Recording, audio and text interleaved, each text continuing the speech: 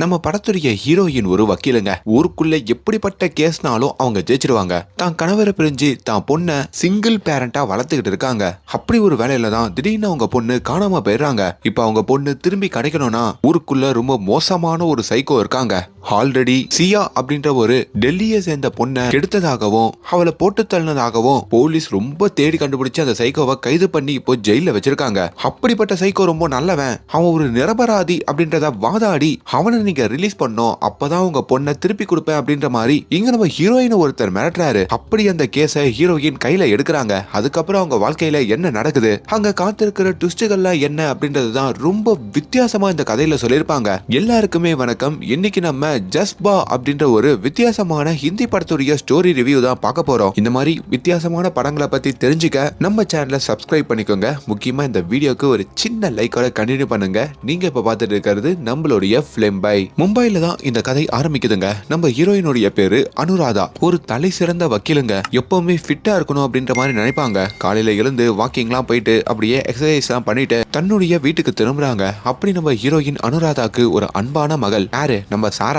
அப்பா அவங்க பள்ளி படிச்சுக்கிட்டு இருப்பாங்க. இப்ப ஹீரோயினும் தன்னோட பொண்ணை அப்படியே கிளப்பி அவங்களோட பள்ளியில கொண்டு வந்து விடுறாங்க. அம்மா அம்மா, என்னோட கிளாஸ்ல ஒரு பையன் எப்ப பார்த்தாலும் என்கிட்ட வம்பு பண்ணிக்கிட்டே இருக்கான். சாமி இந்த பென்சிலை வச்சு அவனை குத்திரவா அப்படின்ற மாதிரிலாம் கேட்க, மகளே அப்படிலாம் பண்ணக்கூடாது, அப்படியே அப்பாவோட குணம் வருது பாரு, கொஞ்சம் எதுவா இருந்தாலும் பொறுமையா ஹேண்டில் பண்ண கத்துக்கோ, சரியா, கவனமா நல்லா படி அப்படின்ற மாதிரி இப்போ அம்மாக்கு அன்பா ஒரு முத்தத்தை கொடுத்துட்டோம். பொண்ணு அப்படியே கிளாஸுக்கு போறாங்க. இப்ப நம்ம அனுராதா இருக்காங்க பாத்தீங்களா, அவங்க கோர்ட்டுக்கு நேரா வராங்க. வந்ததுமே அங்க எதிர் தரப்பு லாயர் கிட்டையும், என்ன ரெடி சார், கேஸுக்கு ப்ரிப்பேர்லாம் பண்ணிட்டீங்களா, இன்னைக்கு நம்ம வாதாடுறத பார்த்து இந்த கோர்ட்டே தீப்பத்தி எரியணும், அந்த அளவுக்கு ஃபயரா இருக்கணும் அப்படின்ற மாதிரிலாம் பேசிக்கிட்டு இருக்க கொஞ்ச நேரத்திலேயே ஜட்ஜ் வராரு. அப்பதான் அந்த முதல் கேஸையும் எடுக்கிறாங்க. அதாவது அனுராதா இஸ்மாயில் அப்படின்ற ஒருத்தருக்கு தாங்க வாதாடுவாங்க. அந்த இஸ்மாயில் மேல இந்த வட்டி காசை அதிகமா வாங்கி நிறைய பேரை மிரட்டுற கேஸ், அதுக்காக நிறைய பேரை கடத்தி வச்சிருக்க கேஸ், ஊருக்குள்ள ரவுடித்தனம் பண்ற கேஸ்ன்ற மாதிரி நிறைய கேஸ் போட்டுப்பாங்க போல. ஆனா அது எல்லாமே ரொம்ப ஃபேக்கான கேசஸ் தான். இவர் ரொம்பவுமே அப்பாவி அப்படின்ற மாதிரி அங்க ரொம்ப கஷ்டப்பட்டு வாதாடி அந்த இஸ்மாயிலையும் ஹீரோயின் ரிலீஸ் பண்ண வைக்கிறாங்க.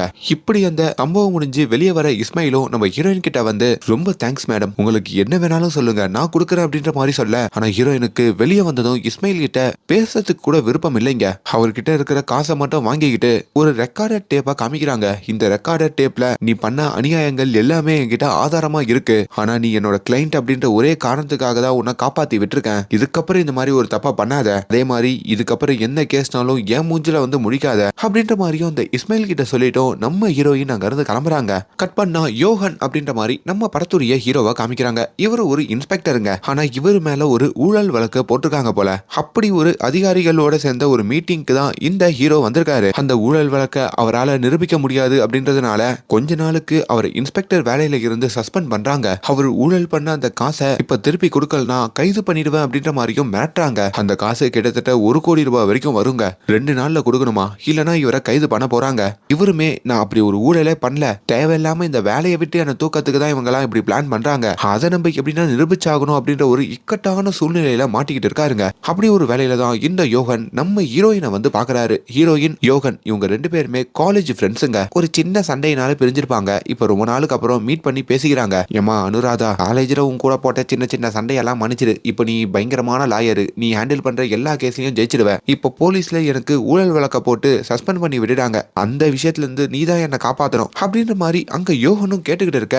டேய் டேய், நீ காலேஜ்ல இருக்கும் போதே நிறைய விஷயத்த திருடி இருக்க, நீ ரொம்ப நல்லவன்லாம் என்னால நம்ப முடியாது, அதே மாதிரி உனக்கு உதவும் முடியாது. இங்க என்னுடைய ஃபீஸ் எவ்வளவு தெரியுமா, அதெல்லாம் உன்னால கட்ட முடியாது, என் டைமை வேஸ்ட் பண்ணாத. என் பொண்ணுக்கு இன்னைக்கு ஸ்போர்ட்ஸ் டே நடக்குது, நான் போய் என் பொண்ணை பிக்கப் பண்ணணும்னு சொல்லிட்டோம். இங்க நம்ம அனுராதாவும் வேக வேகமா கிளம்பி அந்த பள்ளிக்கு வராங்க. அங்கேயுமே அந்த ஸ்போர்ட்ஸ் டே நடந்துகிட்டு இருக்குங்க. ஒரு ரிலே மாதிரி எல்லாரும் ஓடிக்கிட்டு இருக்காங்க. அதுல நம்ம ஹீரோயினுடைய பொண்ணு ஓடுறாங்க போல. அப்படி ஒரு குச்சை கொண்டு வந்து ஹீரோயின் கையில கொடுக்கணும். ஹீரோயின் அங்க இருந்து பாதி தொலைவு ஓடணும். அந்த ரேஸ்லயோ ரொம்ப கஷ்டப்பட்டு ஹீரோயினும் வின் பண்றாங்க. இதை பாக்குறவங்க பொண்ணுக்கும் அவ்வளவு சந்தோஷங்க. சுத்தி இருக்கிற எல்லா குழந்தைகளும் ஹீரோயின் கிட்ட ஓடி வந்து விளையாட, மத்த குழந்தைகளுடைய பேரண்ட்ஸும் வந்து ஹீரோயினை பாராட்டிக்கிட்டு இருக்க. அப்படி ஒரு வேலையில நம்ம பொண்ணு எங்க அப்படின்ற மாதிரி ஹீரோயின் தேடினா தான் பொண்ணு அங்க காணுங்க. அட என்னடா இது அப்படின்ற மாதிரி அந்த பள்ளி முழுக்க தேடுறாங்க. எவ்வளவு தெரியும் அந்த பள்ளியில தான் பொண்ணை காணோம். பயந்து போறாங்க. என்ன பண்றதுன்னு புரியல. நேரம் ஆகுது. இப்ப அந்த இடத்துல போலீஸ் எல்லாம் கூப்பிட்டு அதை ஒரு கம்ப்ளைண்டா கொடுக்குறாங்க. இவங்க ஒரு பெரிய வக்கீல் அப்படின்றதுனால ஒரு போலீஸ் டீமே நம்ம அனுராதாவுடைய வீட்டுக்கு வந்து இப்ப அவங்க பொண்ணை தேடவும் ஆரம்பிக்கிறாங்க. நைட்டு முழுக்க எந்த ஒரு தகவலும் கிடைக்கல, எந்த ஒரு க்ளூவும் கிடைக்கல. கிடைக்கல. அப்பதான் அடுத்த நாள் காலையிலயும் அனுராதாக்கு ஒரு ஃபோன் கால் வருது. உன்னுடைய பொண்ணு வேணும்னு தோணுச்சுன்னா நான் சொல்ற இடத்துக்கு வா அப்படின்ற மாதிரி அனுராதா கிட்டயும் சொல்ல, இப்போ அனுராதாவும் அவங்க காரை எடுத்துக்கிட்டு ரொம்ப வேகமா அந்த பிரைவேட் நம்பர் சொல்ற இடத்துக்கும் நோக்கி போயிட்டு இருக்காங்க. அப்படி அந்த ஊரை தாண்டி போறாங்க. இப்போ இவங்க போலீஸோட தானே உட்காந்துட்டு இருப்பாங்க. அதனால போலீஸ்காரங்களும் பின்னாடி வேற ஒரு கார்ல ஃபாலோ பண்றாங்க. போற வழியில வேற ஒரு போலீஸ் ஸ்டோரிய செக் போஸ்ட் இருக்குங்க. அந்த செக் போஸ்ட்டை வேற ஹீரோயின் மதிக்காம உடைச்சிட்டு போயிடுறாங்களா. இப்போ மத்த போலீஸ்காரங்களும் ஹீரோயினை ஃபாலோ பண்ணிட்டு வராங்க. அது ஒரு கட்டத்துல என்ன ஆகுதுன்னா, அந்த மர்ம நபருக்கு இந்த போலீஸ்காரங்க ஃபாலோ பண்றதெல்லாம் தெரியுதுங்க.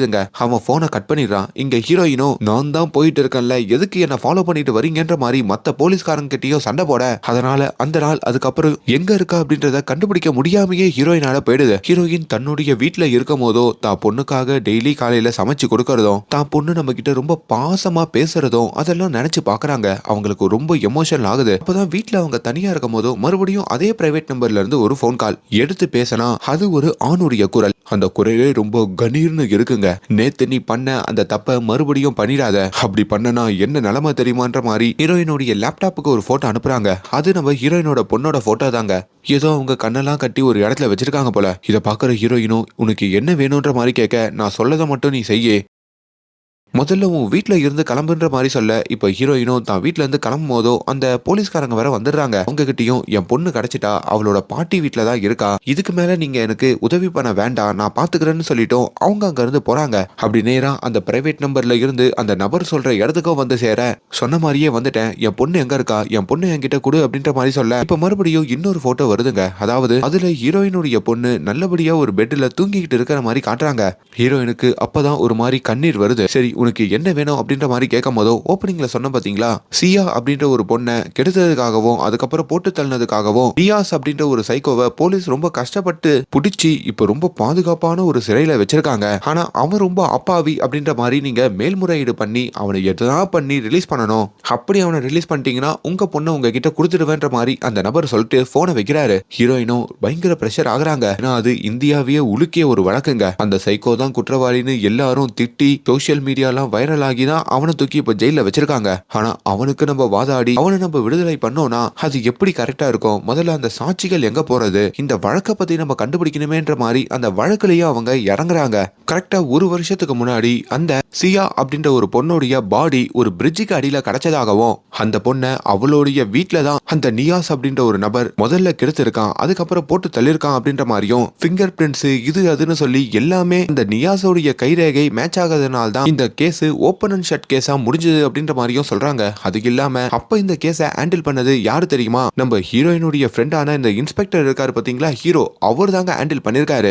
இதையெல்லாம் ஹீரோயின் தெரிஞ்சுக்க இன்னொரு பக்கம் ஹீரோவை காமிக்கிறாங்க. அவருமே அந்த ஊழல் பண்ண காசை திருப்பி கொடுக்க முடியாதனால அவரை கைது பண்ணவே இப்ப போலீஸ்காரங்க வந்துடுறாங்க. ஆனா அவர் வீட்டை பூட்டிட்டு அந்த இடத்துல இருந்து தப்பிக்கிறாரு. என்ன கைது பண்ணிட்டீங்கன்னா நான் எப்படி அந்த காசை கொடுப்பேன், நான் அதெல்லாம் ரெடி பண்ணிட்டு வரேன்ற மாதிரி அங்க இருந்து கிளம்புறாரு. அப்பதான் ஒரு மொபைலுக்கு ஹீரோயின் வேற கால் பண்ண, அந்த நியாஸ் கேஸை நான் ஹேண்டில் பண்ணலான்னு இருக்கேன், அவனை எப்படின்னா விடுதலை பண்ண போறேன் அப்படின்ற மாதிரி சொல்றாங்க. நீ என்ன லூசா, அந்த கேஸ் ஒரு ஓப்பன் அண்ட் ஷட் கேஸ், அவன் தான் மிகப்பெரிய குற்றவாளின்னு எல்லாருக்குமே தெரியுமே, அந்த கேஸ்ல நீ போய் எதுக்கு இன்வால்வ் ஆகுற அப்படின்ற மாதிரி இந்த ஹீரோவும் கத்துறாருங்க. அதெல்லாம் நான் பாத்துக்கிறேன்ற மாதிரி போனை வச்சுட்டு இப்ப அந்த ஜெயிலுக்குள்ள இருக்கிற அந்த சைக்கோ நியாஸை வந்து ஹீரோயின் பாக்குறாங்க. நியாஸும் அப்படியே திமிரா வந்து உக்காந்துட்டு, ஓ நீ தான் இந்த லாயரா, நான் கூட எதனா ஜென்ஸ் வருவாங்கன்னு நினைச்சேன், ஒரு பொம்பளை நம்பிலாம் என்னால இந்த கேஸை கொடுக்க முடியாது அப்படின்ற மாதிரி நக்கலா பேசுறாருங்க. இப்ப பக்கத்துல இருக்கிற அசிஸ்டன்ட்டும், இவங்க ஒன்னும் சாதாரண ஆள் இல்ல, இவங்க ஹேண்டில் பண்ண எல்லா கேஸ்லயும் ஜெயிச்சிருக்காங்க, இவங்க தான் உன்னை காப்பாத்த போறதா சொல்றாங்க. ஆனாலும் நியாஸ் நம்ப மாட்டான். இப்ப ஹீரோயினே எழுந்து என்ன நம்பு, உன்னை நான் எப்படின்னா விடுதலை பண்ணி காமிக்கிறேன்ற மாதிரி சொல்ல,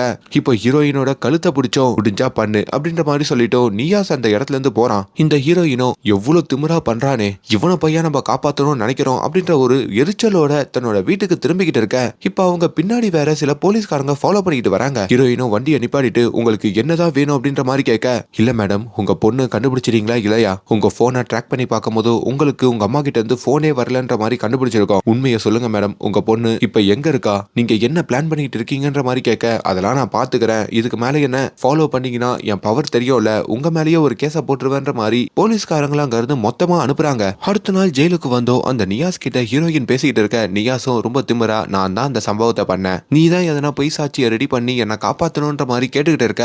இப்ப ஹீரோயின் அந்த இன்ஸ்பெக்டரை வந்து பாக்குறாங்க, அதாவது அவங்க ஃப்ரெண்டு நம்ம ஹீரோவை. அவர்கிட்டயும் உன்னோடைய பெயில நான் ரெடி பண்ணிட்டேன், இதுக்கப்புறம் நீ போலீஸை பார்த்து ஓட வேண்டாம், அந்த சைக்கோ நியாஸோட கேஸ்ல எனக்கு ஹெல்ப் பண்ணு, என் கூடவே இரு அப்படின்ற மாதிரி சொல்றாங்க. அதுக்கு ஹீரோவும் சம்மதிக்க, இப்ப அந்த சியா அப்படின்ற ஒரு பொண்ணு தானே கொஞ்ச நாளுக்கு முன்னாடி போய் சேர்ந்திருப்பாங்க, அந்த பொண்ணுடைய உடலை ஆய்வு பண்ண டாக்டர் கிட்ட வந்து பேசுறாங்க. அந்த டாக்டரும் அந்த பொண்ணை ஒரு கூர்மையான ஆயுதத்தை வச்சுதான் குத்திருக்காங்க, அதுவும் அந்த பொண்ணோட முதுகுல குத்திருக்காங்க, அந்த ஃபோர்ஸ்ல தான் அவ போய் சேர்ந்ததாகவும் அவங்க சொல்லிட்டு இருக்க.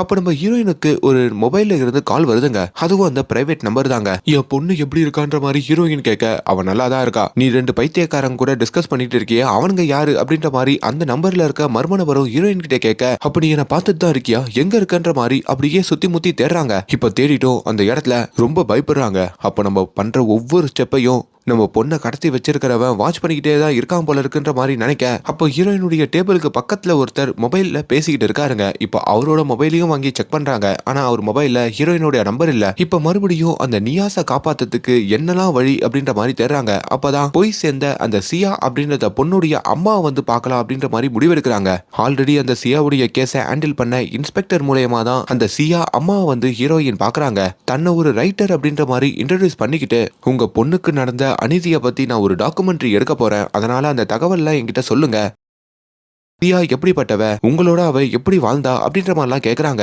அப்பதான் அவங்க அம்மாவும் சில வருஷங்களுக்கு முன்னாடி சியா என்னை விட்டுட்டு போயிட்டாமா அப்படின்ற மாதிரி ஒரு கதையை சொல்றாங்க. ஆக்சுவலி நம்ம சியாவோட அம்மாக்கும் அப்பாவுக்கும் விவாகரத்து ஆயிருக்கோங்க. அதுக்கப்புறம் சியாவால அவங்க அம்மாவோட பழைய மாதிரி பழக முடியாது. எப்ப பார்த்தாலும் நீ அப்பாவை விட்டு போயிட்டன்ற மாதிரி சண்டை போட்டுக்கிட்டே இருப்பாங்க. கொஞ்ச நாள்லயே தான் அம்மாவோட வீட்டுல இல்லாம அவங்களே ஒரு தனி வீட்டுல வாடகையை எடுத்துதான் சியா வாழ்ந்திருப்பாங்க. அதை எல்லாமே இப்ப சியாவோட அம்மாவும் சொல்லிட்டு, என் கணவரும் என்ன புரிஞ்சுக்கல, என் பொண்ணும் என்ன புரிஞ்சுக்கல அப்படின்ற மாதிரியும் அழுகுறாங்க.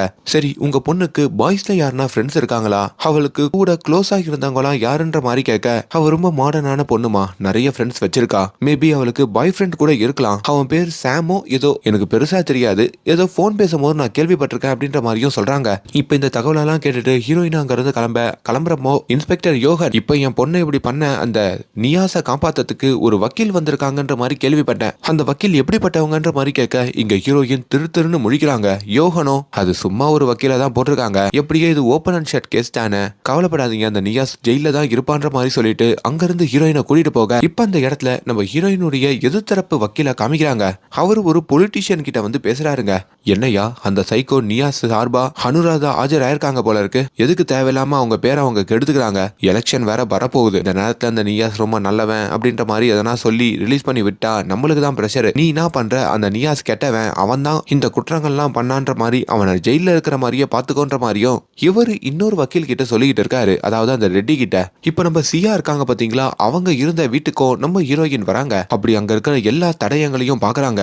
இந்த இன்ஸ்பெக்டரும், நான் தான் முதல்ல வந்து இந்த இடத்த ஆய்வு பண்ணும் போது பிங்கர் பிரிண்ட்ல இருந்து எல்லாமே கிடைச்சது, அது எல்லாமே அந்த நியாஸோட ஒத்து போச்சுன்ற மாதிரியும், அவன் முதல்ல அந்த பொண்ணை கெடுத்துதான் அதுக்கப்புறம் தான் போட்டு தள்ளியிருக்கான்ற மாதிரியும் சொல்றாரு. ஆனா அப்பதான் அந்த இடத்துல இன்னொரு க்ளூவும் கிடைக்குதுங்க. அதாவது இந்த சியாவுடைய பாய் ஃப்ரெண்ட் சாமும் அந்த வீட்டுல இருந்ததுக்கான ஒரு க்ளூங்க. அங்க டேபிள் எல்லாம் செக் பண்ணி பார்க்கும் போதோ இந்த போதை பொருட்கள்லாம் சிலது இருக்குங்க. அதையெல்லாம் வச்சு பார்க்கும் போதோ ஒருவேளை சியாக்கும் அவங்க பாய் ஃப்ரெண்டுக்கும் எதனா தகராறு வந்து அவரு இதுல இன்வால்வ் ஆகியிருந்தா என்ன அப்படின்ற மாதிரி யோசிக்கிறாங்க. இப்ப நம்ம ஹீரோயினுக்குமே அந்த கடத்தப்பட்ட நபர் இருக்கான் பாத்தீங்களா, அவன் கால் பண்றாங்க. கொஞ்ச நாளா உங்க பொண்ணுக்கு உடம்பு சரியில்லை, உங்க பொண்ணுக்கு எதனா பிரச்சனையான்னு கேட்க, ஆமா அவளுக்கு ஒரு பெரிய நோய் இருக்கு, அதுக்கு அவர் ரெகுலரா மெடிசன் எடுத்துக்கணும், சீக்கிரமா போய் அந்த மாத்திரை வாங்கி கொடுங்கன்ற மாதிரியும் சொல்றாங்க. எனக்கு அந்த மாத்திரையை எப்படி மெடிக்கல் ஷாப்ல வாங்குறதுன்னு தெரியல, நீங்க அந்த மாத்திரையை கொண்டு வாங்க, வாங்கிக்கிறேன்னு சொல்லியும் ஹீரோயினும் ஒரு பழைய கம்பெனிக்கும் வர சொல்ல, இப்போ ஹீரோயினும் பொண்ணு மாத்திரைக்காக அதையெல்லாம் கொண்டு போறாங்க. அப்படி அங்க ஒரு நாய் கட்டப்பட்டு இருக்குங்க. அந்த நாய்கிட்டையும் அந்த மாத்திரையை டிராப் பண்ணிட்டு போயிடுங்க அப்படின்ற மாதிரி அந்த மர்மநபர் சொல்ல, இப்ப அந்த மாத்திரையும் ஹீரோயின் டிராப் பண்றாங்க. இப்ப அந்த நாயும் அந்த இடத்துல இருந்து ஓடிடுதுங்க. உங்களுக்கு ஒரு சர்ப்ரைஸ் வச்சிருக்கன்ற மாதிரி அங்க ஒரு சின்ன பெட்டி இருக்கு, அதையும் ஹீரோயின் திறந்து பார்த்தா அதுக்குள்ள நம்ம ஹீரோயின் பொண்ணுடைய துணிகள்லாம் இருக்குங்க. அதெல்லாம் பார்த்தா அவங்க கதறி அழுதுட்டு இருக்க. அப்ப திடீர்னு அம்மா அப்படின்ற ஒரு வாய்ஸ் கேக்குது. ஹீரோயின் பதறி போறாங்க. திரும்பி பார்த்தா அங்க அந்த கார்ல அந்த பொண்ணு இருக்காங்க. அந்த மர்ம நபரும் அங்க மாஸ்க் போட்டுக்கிட்டு காரை எடுக்கிறான். மகளே என்னை விட்டுட்டு போயிடாத, இதோ வந்து அம்மா காப்பாத்துற அப்படின்ற மாதிரி அந்த கார் பின்னாடியே ஹீரோயின் ஓட. ஆனா அதுக்குள்ள அங்க இருந்து அந்த கார் கிளம்பிடுதுங்க. ஹீரோயினுக்கு அங்க என்ன பண்றதுன்னு தெரியாம அங்கேயே புரண்டு கதறி எழுதுறாங்க. அப்பதான் அந்த இடத்துக்கும் நம்ம ஹீரோ ஆன யோகன் வராரு. இதையெல்லாம் பாக்குறாரு. உண்மையிலேயே உன் பொண்ணு எங்க? உண்மையா அவ பாட்டி வீட்டுல தான் இருக்காளா? உண்மையை சொல்லுன்ற மாதிரி ஹீரோயின் கேட்கும் போதுதான் அவங்க கதறி அழுதபடி தான் பொண்ண ஒரு மர்ம நபர் கடத்தி வச்சுக்கிட்டு இந்த நியாஸ் கேஸ்ல அவனை விடுதலை பண்ணணும்ன்ற மாதிரி என்கிட்ட சொன்னா. அதனால்தான் இந்த நியாஸ் கேஸையே நான் கையில எடுத்தேன்ற மாதிரி எல்லா உண்மையும் சொல்லி அழுகுறாங்க. என் பொண்ணு எப்படின்னா எனக்கு திருப்பி கிடைக்கணும், அதுக்காக நான் என்ன வேணா பண்ணுவேன்ற மாதிரியும் சொல்ல அங்க அந்த தாயுடைய உள்ளத்தையும் இந்த ஹீரோ புரிஞ்சுக்கிறாருங்க. ஒண்ணு கவலைப்படாத, நீ என்னோட தோழி, உன்னுடைய பொண்ணை நான் எப்படின்னா காப்பாத்துவேன்ற மாதிரியும் ஹீரோயினுக்கு ப்ராமிஸ் பண்ணி கொடுக்குறாரு. இப்ப நம்ம ஹீரோயின் மறுபடியும் சியா அப்படின்ற பொண்ணு இருக்காங்கல்ல, அவங்களுடைய வீட்டுக்கு வராங்க. இப்ப அவங்க அம்மாக்கே தெரியாம அந்த பொண்ணுடைய லேப்டாப்ல இருந்து சில டேட்டா எல்லாம் கலெக்ட் பண்றாங்க. அதையும் அந்த அம்மா பார்க்க, என்னம்மா இந்த வாட்டி பர்மிஷனே இல்லாம என் பொண்ணு ரூமுக்கு வந்திருக்கன்ற மாதிரி கேட்க, இல்ல அன்னைக்குதான் அந்த இன்ஸ்பெக்டர் சொன்னார்ல, அதனால தான் ஒரு உரிமையோட வந்துட்டேன், தப்பா நினைச்சுக்காதீங்கன்னு சொல்ல, இல்லம்மா என் பொண்ணை பத்தி தானே டாக்குமெண்ட்ரி எடுக்கிற, நீ எவ்வளவு வேணாலும் சுதந்திரம் எடுத்துக்கலான்ற மாதிரியும் சொல்றாங்க.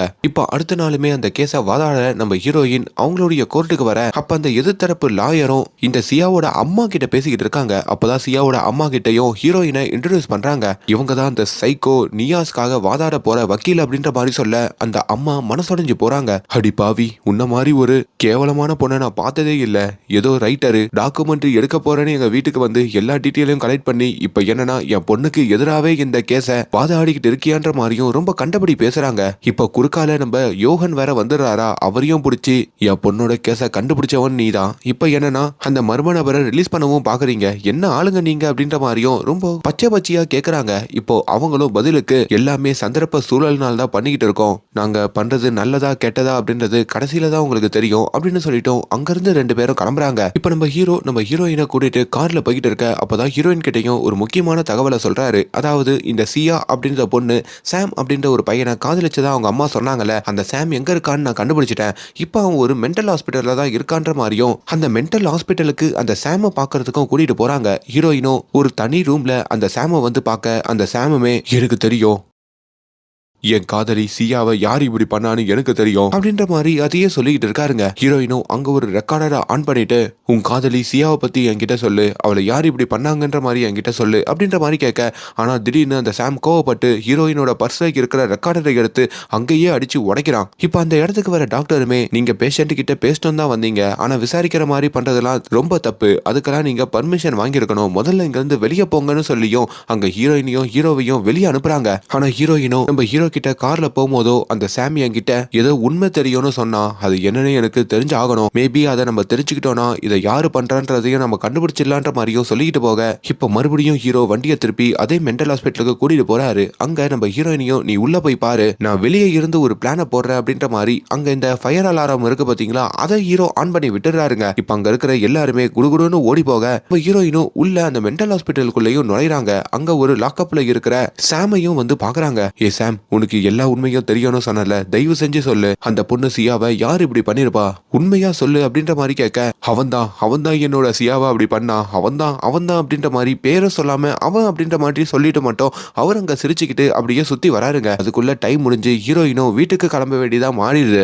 இப்ப கோர்ட்டுக்கு இந்த கேஸ் வர நம்ம நியா சார்பா நம்ம ஹீரோயினும் அங்க வாதாடுறாங்க. அதுல அந்த பொண்ணுடைய உடம்ப ஆய்வு பண்ண டாக்டரையும் கூப்பிட்டு, அந்த பொண்ணுடைய உடம்புல ஏதோ ஒரு கெமிக்கல் இருந்ததுன்னு சொன்னீங்கல்ல, அது என்ன கெமிக்கல்னு கேட்க, ஏதோ சரக்கு மாதிரி இருந்தது அப்படின்ற மாதிரியும் சொல்றாரு. நியாசும், நான் அந்த சரக்கை ஊத்தவே இல்ல, நான் அந்த ராத்திரி அந்த பொண்ணை போய் பார்த்தது உண்மைதான் அப்படின்ற மாதிரி சொல்ல, இங்க அந்த பொண்ணுடைய அம்மாவை கூப்பிட்டு நம்ம ஹீரோயின் விசாரிக்கிறாங்க. அவங்களும் ரொம்ப காண்டோட தாங்க பதில்லாம் சொல்றாங்க. பட் இருந்தும் போதிய ஆதாரம் இல்லனால இன்னொரு தேதிக்கு அந்த கேஸை ஒத்தி வைக்கிறாங்க. ஆக்சுவலி நம்ம ஹீரோயின் அங்க என்ன ஃப்ரேம் பண்ண பாப்பாங்கன்னா, நம்ம சியா இருக்காங்கல்ல அந்த பொண்ணு, அவங்க ரொம்ப தப்பான பொண்ணு அப்படின்ற மாதிரி தான் ஃப்ரேம் பண்ண பாப்பாங்க. அவங்க தான் விருப்பப்பட்டு இந்த நியாசை அவங்க வீட்டுக்கு கூப்பிட்ட மாதிரி ஃப்ரேம் பண்ணுவாங்க. ஆனா ஆதாரம் இல்லாதனால அது ஒழுங்கா ஃப்ரேம் ஆகாம போயிடுங்க. ஹியரிங் முடிஞ்சதும் அந்த நியாஸும் ஹீரோயின் கிட்ட வந்து ரொம்ப நல்லாவே வாதாடுறீங்க அப்படின்ற மாதிரி நக்கலா பேச, இங்க பார் இது மாதிரிலாம் பேசுற வேலை வச்சுக்காத, நான் இது ஒரு காரியத்துக்காக தான் பண்ணிட்டு இருக்கேன், மவனே நீ மட்டும் வெளியே போயிடு, அதுக்கப்புறம் நானே உன் கதையை முடிச்சிருவேன் அப்படின்ற மாதிரி கோவப்பட்டுட்டு போறாங்க. இன்னொரு பக்கம் இந்த இன்ஸ்பெக்டர் இருக்காரு பாத்தீங்களா, அவரு ஒரு பொண்ணை தேடி வராருங்க. அந்த பொண்ணு யாருன்னா இந்த நியாஸுடைய மனைவிங்க. இப்போ அவங்களையும் தேடி கண்டுபிடிச்சு அடுத்த ஹியரிங்லயும் கொண்டு வந்து நிப்பாட்ட, அப்பதான் அவங்க ஒரு உண்மையை சொல்றாங்க. உண்மையாலேயே அந்த சியா போய் சேர்ந்த அப்படின்னு சொல்ற அந்த ராத்திரி என்னோட கணவரான நியாஸ் ஒரு மாத்திரையை கொடுக்கறதுக்கு தான் அங்க போனாரு அப்படின்ற மாதிரி ஒரு கதை ஆரம்பிக்க, ஆக்சுவலி அந்த சியா தனி வீட்டுல இருப்பாங்கன்னு முன்னாடி சொன்ன பாத்தீங்களா, அப்படி அந்த தனி வீட்டுல அவங்க பாய் ஃப்ரெண்ட் சாமோட தான் இருந்திருக்காங்க. அப்போ அவங்களுக்கு ஒரு போதையை கொடுக்கறதுக்காக தான் இந்த சப்ளையாரான நியாஸ் அங்க போயிருக்காரு. தான் மனைவி கிட்டயும் அந்த உண்மையை சொல்லிட்டு தான் போயிருக்காரு. இப்போ அவங்க மனைவி அங்க சொன்னதுக்கு அப்புறம் ஒரு சின்ன ஆதாரம் மாதிரி அங்க ஃபார்ம் ஆகுது. இப்போ இந்த இயரிங் முடிச்சு அடுத்த இயரிங்க்கு ஜட்ஜி தள்ளி வைக்கிறாரு. இப்போ நியாஸும் மறுபடியும் அங்க ஸ்டேஷனுக்கு கூட்டிட்டு போற வழியில ஹீரோயின் நியாஸை கூப்பிட்டு தயவு செஞ்சு உண்மையை சொல்லு, அப்படி அந்த மாத்திரை கொடுக்கறதுக்கு தான் அங்க போனியா, நீ அந்த சம்பவத்தை பண்ணலையான்னு கேட்க, ஐயோ மேடம் எத்தனை வாட்டி சொல்லுவேன், நான் தான் அந்த பொண்ணை அப்படி பண்ணேன், ஆக்சுவலி மாத்திரை கொடுக்கலான்னு அங்க போனேன், அவ வந்து கதவை திறந்தா, எப்பவுமே அந்த பொண்ணுக்கு அதை கொடுக்கறது நான் தான், ஆனா எப்பவுமே கூட அவளோட பாய் ஃப்ரெண்டான சாம் இருப்பான், ஆனா அன்னைக்குன்னு பார்த்து சாம் போதையில இருந்தா போல தூங்கிட்டு இருக்கான், நான் நைஸா உள்ள போயிட்டேன், முதல்ல அந்த பொண்ணை பார்க்கும் போது அவளோட ஒன்னா இருக்கணும்னு தோணுச்சு, அதனால அவளை வற்புறுத்தி ஒன்னா இருந்தேன், அதுக்கப்புறம் அந்த உண்மையை அவ வெளியில சொல்லிடக்கூடாதுன்னு சொல்லிட்டு அவளை அங்க போட்டு தள்ளிட்டு வந்துட்டேன், இதுதான் உண்மை, எப்படின்னா என்ன காப்பாத்துங்கன்னு சொல்லிட்டு போக ஹீரோயினுக்கு அங்க ஒன்னும் புரிய மாட்டேங்குதுங்க. இப்ப இந்த சாமுடைய பேரு அடிப்பட்ட உடனே அந்த பொலிட்டிஷியன் இருக்காரு பாத்தீங்களா, அவரும் அந்த எதிர்த்தரப்பு லாயர் கிட்ட, என்னையா கேஸ் வேற எங்கேயோ போயிட்டு இருக்கு, சீக்கிரமா இந்த கேஸை முடிக்க பாரு அப்படின்ற மாதிரி ஐடியா பண்ண, இப்ப அங்க இஸ்மாயில் அப்படின்ற மாதிரி ஒரு பெரிய ரவுடி, அதான் ஆரம்பத்துல கூட ஹீரோயின் வெளியே எடுத்துருப்பாங்கல்ல, அவர்கிட்டயும் கொஞ்சம் காசை கொடுத்து ஹீரோயினை இந்த கேஸை முடிக்க விடாம பண்ணு அப்படின்ற மாதிரியும் சதி பண்றாரு. இங்க ஹீரோயினுடைய கேபினுக்கு ஒரு பார்சல் வருதுங்க. என்னன்னு திறந்து பார்த்தா அதுல ஒரு பொம்மை கை இருக்குங்க, ஒரு சின்ன லெட்டரும் இருக்கு. இது பொம்மை கை ஃபேக் தான், ஆனா இந்த கேஸை நீ சீக்கிரமா முடிக்கலன்னு வையே இது ஒரிஜினலாவே இருக்கும் அப்படின்ற மாதிரியும் மிரட்ட ஹீரோயின் ரொம்ப பயப்படுறாங்க. நம்ம பொண்ணை கடத்தி வச்சிருக்கவன் தான் இப்படி அனுப்பியிருக்கான்ற மாதிரியும் நினைக்கிறாங்க. ஹீரோயினுடைய மொபைலுக்கு நம்ம ஹீரோ தேடி கண்டுபிடிச்சு இந்த சாமோ இந்த சியாவோ ஒன்னா இருக்கிற சில போட்டோஸ் அனுப்புறாருங்க. அதை வச்சு இந்த சாம் சியா காதலிக்கிறாங்க அப்படின்ற மாதிரியும் ஹீரோயின் கன்ஃபார்ம் பண்றாங்க, அதுவும் ஆதாரத்தோட. இந்த விஷயமா சாம வந்து மறுபடியும் அந்த மென்டல் ஹாஸ்பிட்டல்ல பார்க்கலான்னு வர, ஆனா சாம யாரோ டிஸ்சார்ஜ் பண்ணி கூட்டு போயிட்டதா அங்க டாக்டர் சொல்றாங்க. அவன் இன்னும் மென்டலா தான் இருக்கான், ட்ரீட்மெண்ட்ல இருக்கான்றப்போ அவனை யாரு டிஸ்சார்ஜ் பண்ணி கூட்டு போனா, அந்த கூட்டு போன நபர் யாரு அப்படின்ற மாதிரி கேட்கும் போதோ இவங்களும் ஹாஸ்பிட்டல்ல அந்த தகவல் எல்லாம் கொடுக்க மாட்டோம் அப்படின்ற மாதிரி இவங்க ரெண்டு பேரையுமே வெளியே போக சொல்றாங்க. ஆனா அந்த இன்ஃபர்மேஷனை எப்படியோ நம்ம ஹீரோ கண்டுபிடிச்சு எடுக்கிறாருங்க. அப்பதான் தெரியுது அந்த சியாவுடைய லவ்வரான சாம் ஒரு எம்பியோடைய பையன் அப்படின்ற மாதிரிங்க. அந்த எம்பி யாரு தெரியுமா, ஒரு அரசியல்வாதி கூட முன்னாடி காமிச்சிருப்போம் பாத்தீங்களா, அவரோட பையன் தான் அந்த சாமா. இந்த கேஸ்ல அவன் பேர் இன்வால்வ் ஆகுறதுனால தான் பையனை அந்த ஹாஸ்பிட்டல்ல இருந்து டிஸ்சார்ஜ் பண்ணி அவரு தான் கூட்டு போயிட்டு இப்ப அந்த இஸ்மாயிலோட பாதுகாப்புல பத்திரமா வச்சிருக்காரா. இந்த உண்மையை ஹீரோயின் கிட்ட சொன்னதும் ஹீரோயினும் அவங்க வீட்டுக்கு வர, இப்ப ஹீரோயினோட வீட்டுல அந்த அரசியல்வாதியும் அந்த இஸ்மாயில் அவங்கள அடியாட்களோட நிக்கிறாங்க. நான் அப்பவே உங்ககிட்ட சொன்னேன் இந்த கேஸை விட்டுருன்ட்டு, அந்த பொண்ணு சியா போய் சேர்ந்த கேஸ்ல அந்த நியாஸ் உள்ள இருக்கிறது மட்டும்தான் சரி அப்படின்னு ஹீரோயினையும் அங்க கட்டி வச்சுட்டு ஹீரோயின் கிட்ட இருக்கிற ஆதாரங்கள் எல்லாத்தையுமே அந்த அரசியல்வாதி கொளுத்துறாரு. இப்போ ஹீரோயினோட ஆதாரங்கள் மொத்தமா அழிஞ்சு போகுதுங்க. இப்போ இந்த இன்ஃபர்மேஷனை நம்ம ஹீரோ கிட்டையும் ஹீரோயின் சொல்றாங்க. இன்னொரு பக்கம் ஹீரோவுமே நம்ம ஹீரோயினோட பொண்ணு ஒருத்தன் கடத்தி வச்சிருப்பால அந்த இடத்த ட்ராக் பண்ணி போறாருங்க. அதுல நம்ம ஹீரோயின் ஒரு நாய்க்கு போயிட்டு அந்த மெடிசன்லாம் வச்சிருப்பாங்கல்ல அந்த நாயையும் தேடி கண்டுபிடிக்கிறாரு. அப்படி அங்க ஒரு மர்ம நபர் வர அவனோடையும் சண்டை போடுறாரு. ஆனா அந்த மர்ம நபர் எப்படியோ நம்ம ஹீரோவை அடிச்சுட்டு அந்த இடத்துல இருந்து தப்பிச்சிடுறாங்க. அப்படி தப்பிச்சு ஜெயில வந்து இந்த நியாசையும் அந்த மர்ம நபர் பாக்குறான். உனக்கு சாதகமா தான் இந்த கேஸ் போயிட்டு இருக்கு, கொஞ்ச நாள்ல நீ விடுதலை ஆயிடுவ, அப்படி விடுதலை ஆயிட்டனா என்ன ஒரு பார்க்கிங்ல வந்து பாரு அப்படின்னு சொல்லிட்டோம். அவன் அங்க இருந்து கிளம்ப நியாசும் சந்தோஷம் கொள்றாரு. இப்ப கடைசி இயரிங் வருதுங்க. அந்த இயரிங்லயும் நியாச கூண்டல ஏத்திட்டு அங்க நம்ம ஹீரோயின் வராங்க. உண்மையாலேயே அந்த சியாக்கு என்னாச்சு, இந்த கேஸ் எப்படி முடிக்கப்பட்டிருக்கு அப்படின்ற அந்த கதையை சொல்றாங்க. ஆக்சுவலி அன்னைக்கு ராத்திரி சியா தான் கால் பண்ணி இந்த நியாஸ் கிட்ட அந்த மாத்திரையை கேட்டிருக்கா. அந்த மாத்திரையை கொடுக்கறதுக்கு இந்த நியாசும் அந்த வீட்டுக்கு போயிருக்கான். போகும்போதே அந்த வீட்டுல சியாவுடைய பாய் ஃப்ரெண்டான இந்த சாம் தூங்கிட்டு இருக்கிறத பாத்திருக்கா. அப்போ உள்ள போய் சியா கிட்ட அத்துமீறணுன்ற மாதிரி நினைச்சிருக்கான். அவன் நினைச்ச மாதிரியே சியாவை கெடுத்திருக்கான். இந்த சியா சும்மா இல்லாம அந்த உண்மையை போலீஸ் கிட்ட சொல்லணும்ன்ற மாதிரி போனை எடுத்திருக்கா. உடனே கோவப்பட்டு இந்த நியாஸ் அங்க ஒரு கூர்மையான ஆயுதத்தை வச்சு சியாவோட கதையை முடிச்சிருக்கான். சோ இதுதான் இது வரைக்கும் எல்லா ஃபைல்லையும் சொல்லிருக்காங்க. இந்த கேஸையும் அப்படிதான் முன்னாடி முடிச்சிருக்காங்க. ஆனா இதுல நீங்க இன்னும் உன்னிப்பா பாத்தீங்கன்னா அந்த இடத்துல அந்த சாமுடைய கைரேகையும் இருந்திருக்கு. இப்ப நான் இன்னொரு ஆங்கிள் இருந்து இந்த கேஸை சொல்றேன். அந்த கூர்மையான ஆயுதத்துல சாமோட கைரேகை இருக்கு. சாமுமே அதுக்கப்புறம் சியாவை தூக்கிக்கிட்டு சியாவோட கார்லயே இந்த சியாவோட பாடியை தூக்கிக்கிட்டு தன்னுடைய வீட்டுக்கு இந்த சாம் போயிருக்கான். அவங்க அப்பா கிட்டையும் அதை காமிச்சிருக்கான். அப்படி அந்த கார்ல இருந்து டிஎன்ஏ டெஸ்ட் எடுக்கும் போதோ அது கண்டுபிடிக்கப்பட்டிருக்கு அப்படின்னு பல ஆதாரத்தை ஹீரோயின் அங்க வைக்கிறாங்க. அது இல்லாம அந்த சாம் இருக்கான் பாத்தீங்களா, அவனை இப்ப எப்படியோ அந்த ஹியரிங்கோ கூட்டிட்டு வராங்க. சாம் கிட்டயும் உண்மையை சொல்லு அப்படின்ற மாதிரி கேட்க அப்பதான் சாம் இன்னொரு ஆங்கிள் இந்த உண்மையை சொல்றாங்க. அதாவது நான் அப்போ தூங்கிக்கிட்டு இருந்தேன், போதையில இருந்தேன், எழுந்து பார்க்கும் போதோ என் பக்கத்துல என் காதலியான சியா பிணமா இருந்தா. என் கையில அந்த கூர்மையான ஆயுதம் இருந்தது. அது எப்படி என் கையில வந்ததுன்னே எனக்கு தெரியல. நான் ரொம்ப பயந்துட்டேன். அதுக்கப்புறம் சியாவை தூக்கிக்கிட்டோம் அந்த கார்ல போட்டுட்டு நேரா என் வீட்டுக்கு வந்தேன். எங்க அப்பா கிட்டயோ இந்த சம்பவத்தை பத்தி சொன்னேன். எங்க அப்பா என்ன பிடிச்சி பயங்கரமா திட்டினாரு. அப்புறம் சியாவோட உடம்ப சுத்தி அவரு தான் சரக்கா ஊத்தி அந்த பாடியை கொண்டு போயிட்டு பிரிட்ஜு கடியில போட்டுட்டு வந்தாரு. இதுதான் எங்களுக்கு தெரியும். ஆனா உண்மையா சியாவை நான் அப்படி பண்ணலன்ற மாதிரி இவர் ஒரு விஷயத்த சொல்ல இப்ப ஹீரோயினும் அந்த கேஸ ஜட்ஜு முன்னாடியும் வைக்கிறாரு. இந்த கேஸ மறுபடியும் நம்ம முதல்ல இருந்து விசாரிக்கணும். இப்ப இந்த கேஸ்ல 3 பேர் சம்பந்தப்பட்டிருக்காங்க. அதுல சம்பந்தப்பட்ட 2 பேர்ல இந்த எம்பியும் அவரோட பையன் சாமும் 1 வருஷம் வெளியே இருந்திருக்காங்க. சோ அதனால இப்ப இந்த 3 பேருமே குற்றவாளிகள் அப்படின்ற மாதிரி தான் கருதணும். குற்றவாளிகள் இல்ல அப்படின்ற மாதிரியும் கருதணும். சோ இதுவரைக்கும் நீங்க தண்டிக்கப்பட்ட இந்த நியாஸ ஜாமீன்ல விடுதலை பண்ணுங்க. போலீஸுக்கு இந்த கேஸை கொடுங்க. அப்புறம் நல்லா விசாரிச்சு இதை யாரு பண்ணான்னு கண்டுபிடிச்சிடலாம் அப்படின்ற மாதிரி சொல்றாங்க. இப்ப அங்க ஜட்ஜுமே அதை கேட்டுட்டு அந்த நியாஸ இந்த கேஸ் முடிகிற வரைக்கும் ஜாமீன்ல விடுதலை பண்றாங்க. இன்னொரு பக்கம் இப்போ ஒரு விசாரணை கைதியா அந்த எம்பியையும் அவர் பையன் சாமையும் ஜெயிலுக்கு கூட்டிட்டும் போறாங்க. இங்க நியாஸுமே அந்த மர்ம நபர் சொன்ன மாதிரியே அந்த பார்க்கிங்க்கு வந்து நான் இதுக்கப்புறம் ஃப்ரீ பேட் அப்படின்ற மாதிரி ஆடிக்கிட்டு இருக்கேன். அப்போ திடீர்னு அங்க ஒரு கார் ரொம்ப வேகமா வந்து இந்த நியாஸை இடிச்சு அங்கேயே போட்டு தள்ளுதுங்க. அடுத்த நாள் ஹீரோயினுக்கு ஒரு மொபைல் கால் வருது. அவங்களும் ஒரு இடத்துக்கு ஓடுறாங்க. அங்க நம்ம ஹீரோவோ ஓடி வராரு. அங்க ஒரு பெட்டி மாதிரி இருக்குங்க. பார்த்தா அதுக்குள்ளதான் ஹீரோயினோட பொண்ணு இருக்காங்க. ஹீரோயினும் வந்து தான் பொண்ணை பார்த்து கதறி எழுதுறாங்க. எழுந்துக்கமான்னு சொல்லி தண்ணியெல்லாம் தெளிக்க எப்படியோ இப்போ ஹீரோயினோட பொண்ணு எழுந்துக்கிறாங்க. ஆமாங்க, ஹீரோயின் சொன்னபடியே இப்ப அந்த நியாஸை விடுதலை பண்ணதுனால அந்த மர்ம நபர் நம்ம ஹீரோயினோட பொண்ணையும் விட்டுறான் போல. இப்ப ஹீரோயினும் தான் பொண்ணை கட்டி அணைச்சிக்கிட்டு தான் பொண்ணோட இதுக்கப்புறம் சேஃப்டியா வாழ்றதாகவும் ஹீரோயினோட பொண்ணும் அம்மா உங்களை ரொம்ப மிஸ் பண்ண, இதுக்கப்புறம் நான் உங்களோடயே தான் இருப்பேன்ற மாதிரியும் சொல்றாங்க. இப்போ இந்த கேஸ மறுபடியும் ஹீரோ கையில எடுக்கிறாரு. அப்படி நம்ம ஹீரோயினோட பொண்ணை யாரு கடத்திருப்பா அப்படின்ற மாதிரி அவருக்கு ஒரு ரயில்வே ஸ்டேஷனுக்கு ஒரு நபரை பிடிக்கணும் அப்படின்ற மாதிரியும் போறாரு. அப்படி அந்த ரயில்வே ஸ்டேஷனுக்கு போகும்போது தான் அந்த நபர் யாரு அப்படின்ற மாதிரி ரிவீல் பண்றாங்க. ஆக்சுவலி இவன் தாங்க அந்த பொண்ணை கடத்தி வச்சிருப்பான். ஆனா உண்மையான மோட்டிவ் இவனை ஒருத்தவங்க கடத்த சொல்லிருப்பாங்க. அந்த ஒருத்தவங்க யாருன்னு தெரியாது. முன்னாடியே அந்த நாயை தேடி போகும்போதே இந்த நபரை ஹீரோ பிடிக்கிற அளவுக்கு போயிருப்பாரு. ஆனா தப்பிச்சிருப்பான். இப்போ கையும் களவுமா அந்த நபரை ஹீரோ பிடிக்கிறாரு. இப்போ அவனும் யாரு அப்படின்ற அந்த உண்மையை சொல்லிடுறான். இங்க ஹீரோயின் இருக்காங்க பாத்தீங்களா, அவங்க ஒரு சாரி சொல்றதுக்காக அந்த சியாவோட அம்மா வீட்டுக்கு வராங்க. நான் வேணுமுனைலாம் இதை பண்ணல, என் பொண்ணை கடத்தி மிரட்டினாங்க, அதனாலதான் உங்க பொண்ணோட கேஸ்ல இப்படி ஒரு டிசிஷன் எடுக்க வேண்டியதா போச்சுன்ற மாதிரி அவங்க சொல்லிக்கிட்டே இருக்கும் போதோ திடீர்னு ஒரு விஷயத்த கவனிக்கிறாங்க. அங்க ஒரு சிலை மாதிரி இருக்குங்க. அந்த சிலையில இருக்கிற கையை காணோம். அததான் ஹீரோயின் அங்க யோசிச்சு பார்க்கும் போதோ தன்னுடைய கேபினுக்கு ஒரு சிலையுடைய கை வந்தது பாத்தீங்களா, அது இந்த சிலையுடைய ஒரு பாதி தான் அப்படின்ற மாதிரியோ கண்டுபிடிக்கிறாங்க. இப்போ அந்த சியா அம்மாவுடைய ரூமுக்கு போய் பார்க்கும் போதோ அங்க ஒரு பெட்ஷீட் போட்டிருக்குங்க. இவங்களுக்கு முன்னாடி தான் பொண்ணு இங்க தூங்கிட்டு இருக்கிறதா ஒரு போட்டோ வந்திருக்கோம்ல, அது இந்த பெட்ல இருந்துதா அப்படின்ற மாதிரியோ கண்டுபிடிக்கிறாங்க. அதெல்லாம் வச்சு மேட்ச் பண்ணி பார்க்கும் போதோ இந்த அம்மா தான் நம்ம பொண்ணை கடத்திருக்காங்கன்ற மாதிரியும் ஹீரோயின் கன்ஃபார்ம் பண்ண சியாவோட அம்மா நீங்களா இதை பண்ணீங்க, எதுக்கு இதை பண்ணீங்க அப்படின்ற மாதிரி கேட்க அப்பதான் சியாவோட அம்மா ஒரு உண்மையை சொல்றாங்க.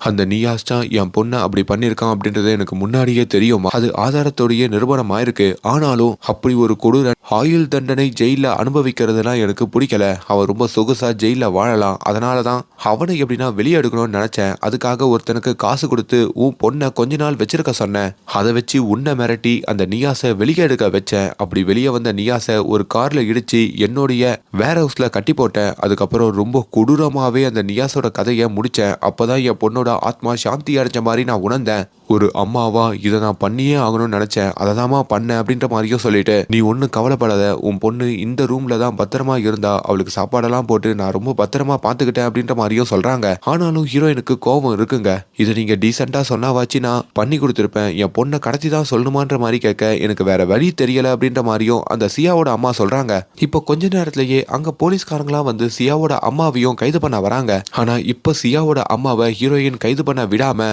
நான் இப்போ இந்த சியா அம்மாவுடைய லாயர் அவங்களுக்காக நான் ஜாமீன் கேட்கறேன், வாதாட போறேன் அப்படின்ற மாதிரி இப்ப அந்த கேஸை ஹீரோயின் கையில எடுக்கிற மாதிரியும், சோ ஒரு தாய் தன்னுடைய பிள்ளைக்காக எந்த எல்லைக்கு வேணா போவா அப்படின்ற மாதிரி தான் இந்த கதை முடியுதுங்க. சோ ஓவராலா இந்த சம்பவம்லாம் பண்ணது யாருன்னு பார்த்தா அந்த ஜெயில இருந்த நியாஸ் தான். அவனை பழிவாங்கிறதுக்கு தான் வெளியே எடுத்து இந்த சியாவோட அம்மா இப்படி பண்ணிருக்காங்க. அதுல ஏதோ ஒரு வகையில அந்த எம்பியா அவங்க பையன் சாமும் சம்பந்தப்பட்டிருக்காங்க. ஐ மீன் அந்த பிணத்தை மறைச்சிருக்காங்க. அதனால அவங்களை இப்ப கைது பண்ணிருக்காங்க. சோ இப்படிதான் இந்த படம் முடியுங்க.